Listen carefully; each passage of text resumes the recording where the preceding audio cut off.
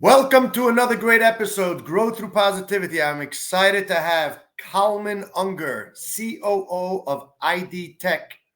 I've known Kalmen personally now for about 3 years. We've known each other for a long time.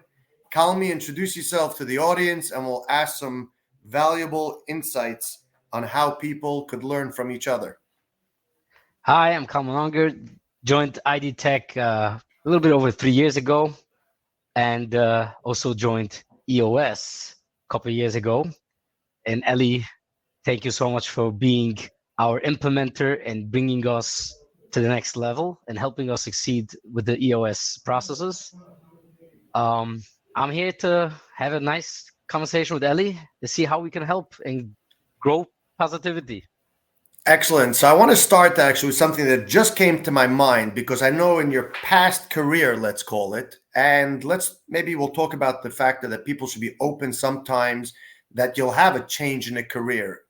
And where I want to go with the question is for people to recognize that when they're at their employment place, they should be open to learn and grow and understand because they never know where they're going to use that talent, skill, and resources for their next best job. So take us back a little bit, one generation before ID-Tech, share with us where you were and how that impacted the ability for you to sit in the seat that you're sitting in today. So my journey started, it's quite interesting how it started. I used to do, as part-time, I used to do some video editing, commercials, and I really liked doing that. I used to do the editing myself. And I was called by the director of marketing in Fabulous Cabinetry, again, very famous, big, successful cabinetry at East Coast here. And they asked me to put together a nice video for a Shaverbruches. They made a Shaverbruches for one of the owners. Let's put something nice together. Everybody's going to interview, discuss how they're happy to work in Fabulous and all the good stuff. I put a video together, and I was basically filming on site for about, I would say, a week. And I bumped into the owner. He's currently the CEO of Fabulous, Joel Epstein, a good friend of mine. And he told me, would you come work for us? At that point, I was like, wow, I'm doing something on my own. I have to work for someone. And I never worked for anybody in my life before that job that I had over there. So it was for me like quite an interesting thing. And he told me, I'm looking for somebody that could help create videos internal for the company, help the marketing team. He introduced me to the director of marketing, David Schwartz, at that point. And it sounded pretty interesting. And I told my wife, I had my first kid at that point. Maybe it is time to go full time and work. And I told Joel I'm ready to join Fabulous. He calls me like literally a day or two before my start date that I don't know if I need a full time videographer. Can you also part time do a little bit IT? What do you know about IT? So I told him, I know how to install software, troubleshoot a little bit. I used to play around with certain things, but not something I'm very familiar with and never thought about even heading in that direction from a career perspective. He told me there's someone called Sandy Stern. He's right now the network administrator. He runs the IT department. Meet him, call him. He gave me his number. I spoke to him a couple of minutes. He said, part-time you'll work for me, part-time you work for marketing. It's going to be amazing. We'll figure it out. And like I'm sure you're aware, people working two separate departments, two separate roles, it gets complicated, right? So everybody pulled me. The marketing manager, David, at that point pulled me on one side. Sandy pulled me on another side. At one point, I told Joel, we got to make a decision. Either I'm full-time IT or doing marketing. At that point, he made a decision. I think you should focus in IT. They could use your help, and they need a lot of help right now. I joined the IT department. It was just me and Sandy Stern at that point. He basically also started focusing on the software department at that, and I basically hired someone and grew it to 15. There was 15 people in total when I left the company. When I joined the company had around 150 employees. When I left, they had close to 1,000 employees. The company grew tremendously.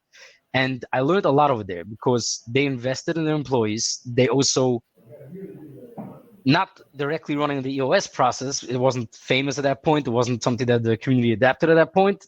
But they were very similar. There was processes, weekly meetings.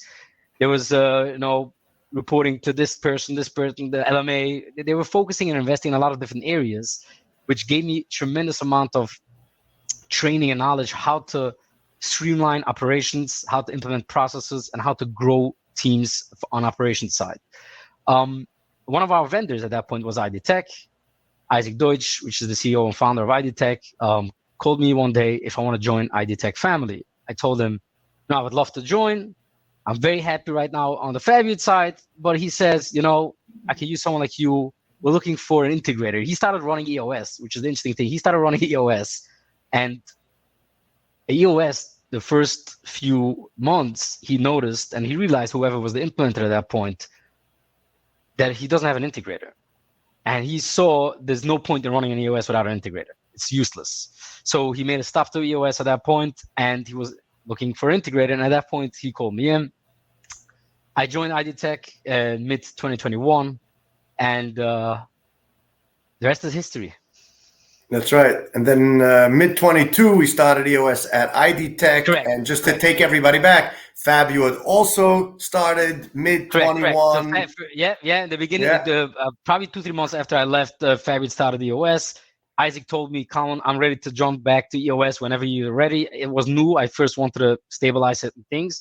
But after that, we decided, let's go ahead with EOS. We met Ellie Goldring, and he joined our team, our leadership team. And ever since, the entire company, across multiple tiers, from leadership to directors to mid-level managers, and now even team leads, are all running on EOS, level 10 meetings, scorecards, measures, the VTO is shared across the company, core values. We hire based on core values. There's a lot of things that we're doing around EOS, and it helped us tremendously grow more than 4x in the last 3 years alone, which we wouldn't have been able to do that without a proper operating system to run operations. So Awesome. Definitely, Awesome. Ellie, you helped us tremendously get through a lot of different areas that we were stuck at. And again, there's still always, nobody's perfect, and there's still a lot that we need to learn, and we're still actively learning and working and developing and getting better at the different tools EOS has to offer. And Yeah, it's all about understanding and recognizing that there's a time that you're ready to break through the ceiling and not keep yourself, holding on to the vine, we call it, right? Correct. Get stuck and stay stuck. So I want to talk about one thing that you mentioned, and it's an awesome journey that you had. And I'm sure people are going to learn a lot of different values and great disciplines and tips from that conversation. Talk to me about that mindset when you first got married, let's call it, and you're ambitious to go out and work for yourself. How did you overcome that from the sense, because most of us think that I got to work for myself, or I'm going to work somewhere for 10 years and then I'm going to go out on my own. And you did the opposite. You worked for yourself and you decided to join an awesome company, and then you became a COO in your next company. So tell us what that thought process was and what type of confidence you got to make that move.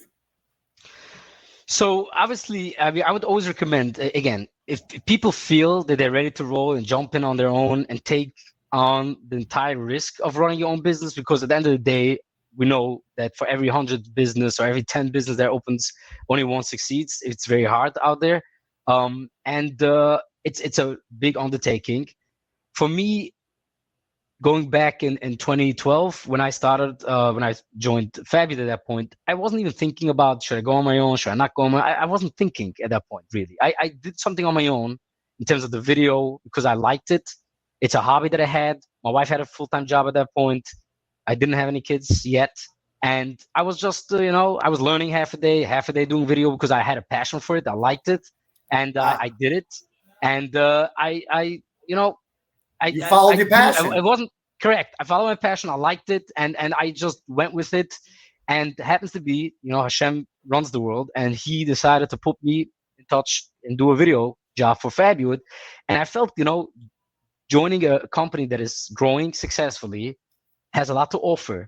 And at that point, I felt I'm ready to take the leap into a company that is going to teach me, train me in a lot of areas that I didn't have any training. I did videos. I didn't really know much. I wasn't working in the business world. I was just doing stuff on my own.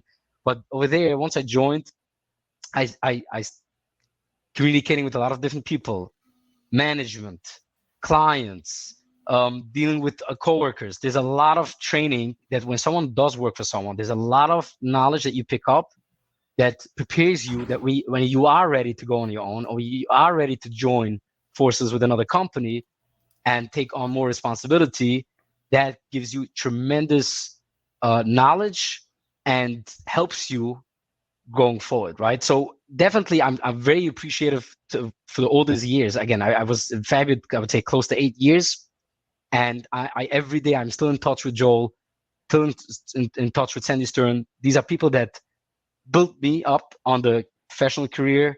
They guided me, the right or wrongs, the risks, how to look at different things, how to invest, how to analyze, how to track, how to implement processes. All of that is what I learned over the first 8 years by working in Fabulous. And that once I got that, I felt comfortable. It's time to move to the next level. And not only focusing on the IT operation side of things, now focusing on a big company, running it from the finance side to HR, to legal, to growth, all that stuff. It wouldn't have happened by just jumping into it. Again, there are people that do start right away. Let me do it on my own. And yes, I'll bump into a lot of things. There's going to be a lot of ups and downs in the beginning, but I want to go that route versus working for someone else or being, sometimes people call it stuck in a place for a couple of years. I didn't look at it that way. I looked at it on the other way. It's an opportunity to learn. And once you're ready, you do your move. That's the way of it. So again, it's interesting a little bit like you said earlier. I did something on my own part-time. It wasn't really a focus on money side. It was more of a hobby, passion, like you said. But that pushed me in real quick into, yes, working for someone, learning. And once I learned a lot of it there, especially in the IT industry, on the cyber side of things, they invested tremendously in certifications, different things that I learned over the years. And a good thing about it, the way we ended, is a lot of times, and it's a lesson that I learned from Joel Epstein, the owner of Fabulous, is that sometimes you invest a lot in an employee, especially for so many years, and suddenly he's leaving and he's going on his own. You become all like, I spent so much money training you and now you're leaving me, you're going somewhere else. No, he was excited about it. He told me, Kalmen, I'm very happy for you. You're moving on to something on your own. I'm very proud of it and I wish you success. And even to this day, Fabulous is one of our customers, ID-Tech customer, constantly in touch with them, work together. And he gave me the motivations and pushed for it. And it was very positive about me joining forces with Isaac at ID-Tech. So that is also a lesson that I learned, holding on to your employees and not letting them grow is not always the right thing. Sometimes people, for their business, it might be the right thing, but on a bigger picture, it's not the right thing, right? So that is something I learned also. Excellent, excellent. That brings our time to an end. So we're going to have Kalmen back on to talk about something that I know he's very passionate about, cybersecurity and the whole world of technology and the whole security aspect of that. So we're going to have you back. Kalmen, thank you so much for coming on. To all our listeners, follow us right here on LinkedIn. If you liked what you heard, share it, comment, spread the positivity. Thank you for coming on, Kalmen. Thank you, Ali. Take care.